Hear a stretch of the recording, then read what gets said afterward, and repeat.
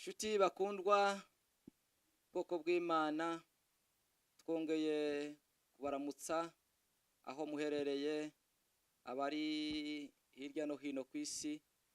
Turavuze ngo mwegere kuri no channel yacu yitwa Murenge Source of Blessings, cyangwa se mu Kinyamurenge Murenge isoko y'imigisha.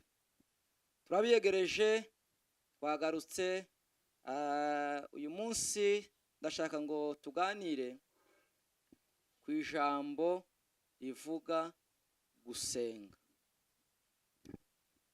Ahanze hari isi, kandi isi yifuza kutugira uko ishaka, isi yifuza kutwanduza, isi yifuza kutwambura agakiza, isi yifuza kutwambura ijambo ry'Imana riturimo.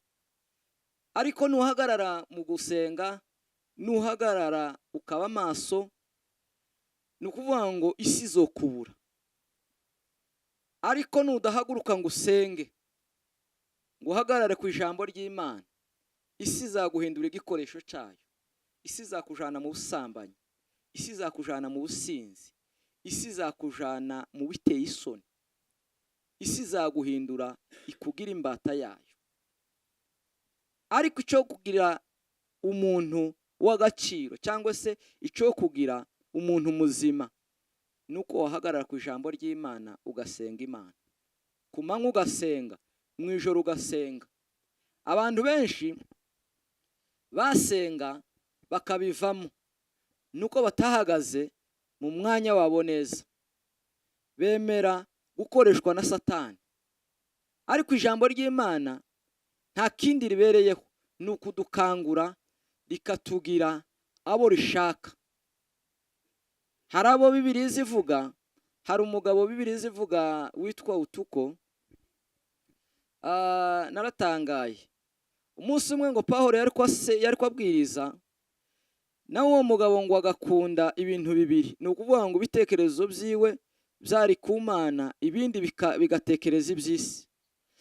Ngo ategera Pawulo ngo ararondogora, ngo umwanya uragenda, wa mugabo ngo arasinzira. Ngo amare gusinzira, ngo atembera mu idirisha. Biri jambo ry'Imana ntibyamutinzeho cyane, ariko rizarimbwira kuko Pawulo ngo yagiye kumusengera arakira.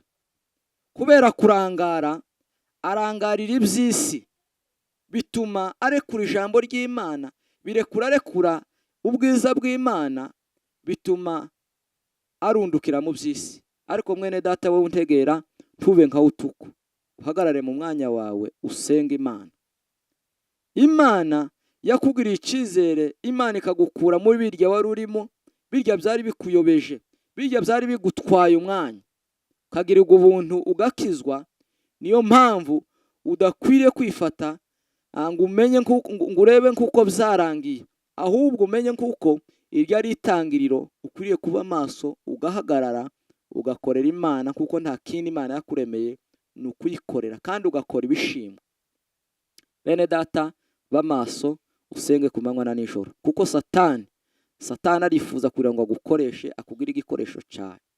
Rero nutaba maso, kuroga uzoroga, usambana uzosambana, gusinda uzosinda, ndetse ukore n'ibindi byangwa n'Uwiteka. Ariko nuba maso, uzaba igikoresho cy'Imana. Imana izagukoresha ibintu bizima.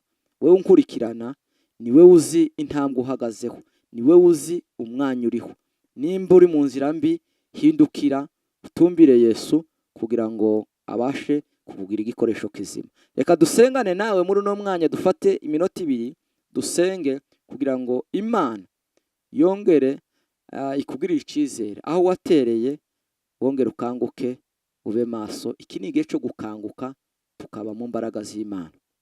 Mana, ndagushimiye kuko utugiriye neza, uduhaye umwanya mwiza wo kugira ngo tubashe kuganira na bene data kandi tuvuga ubutumwa bwawe. Mwami Mana, nkweretse iyi mitima y'aba bantu bankurikirana, kweretse abasubiye inyuma mwami Imana, wongere ukangura imitima yabo, bongere bakugarukire, bongere bahindukire, batumbire umusaraba wawe, bave mu byo barimwo, mu biteye isoni bakora, ahubwo bemere babe ibikoresho bizima, ukomeze ubakoreshe mwami Imana. N'abahagaze ku murimo wawe ukomeze ubambike imbaraga zawe kugira ngo bakomeze bakore umurimo wawe, kuko umwanzi Satani ahiga ubuzima bwacu, ahiga umuhamagaro wacu kugira ngo adukure mu bwiza bwawe, kugira ngo atujane mu biteye isoni, kugira ngo dukoreshe ibiteye isoni. Ariko data, ureke ijambo ryawe rikomeze rigwire mu mitima yacu, ijambo ryawe riyobora ibitekerezo byacu, ijambo ryawe riyobora intambwe zacu ku manywa na nijoro, twibwire iby'ijambo ryawe. Ngaho bana natwe kandi tugire neza kubw'imbaraga zawe Yesu Kristo. Amen. Murakoze, muhezagirwe.